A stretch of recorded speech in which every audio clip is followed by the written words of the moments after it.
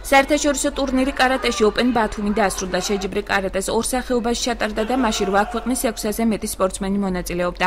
ამათგან 100 საქართველოდან, 50 კი აჭარიდან. საერთაშორისო ტურნირი კარატეში ყველა წონით კატეგორიაში ჩატარდა. მასში ქალი სპორტსმენებიც ასპარეზობდნენ. სხვადასხვა კატეგორიაში გამარჯვებულებს სიგელები, მედლები და თასები გადაეცათ. პირველ, მეორე და მესამე ადგილის მფლობელ გუნდებს კი ფულადი პრიზი ერგოთ.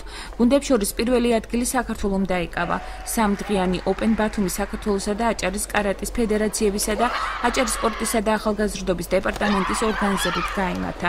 საუკეთესო სპორტსმენებით დაკომპლექტებული გუნდები ივლისში ამერიკაში დაგეგმილ საერთაშორისო ტურნირში მიიღებენ მონაწილეობას.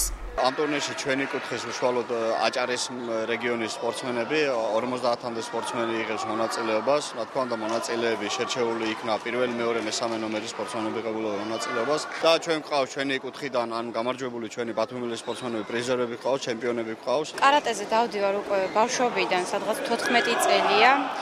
წარმატებული ვარ, თითქმის ყოველთვის ვიღებ პირველ ადგილებს, საქართველოს მრავალი გზის ჩემპიონი ვარ. დღეს გამოვედი კატაში, გავიმარჯვე, დავიკავე პირველი ადგილი. ნაკრები მიიღებს მონაწილეობას უკვე ივლისის თვეში გამართულ ამერიკაში საერთაშორისო ტურნირში.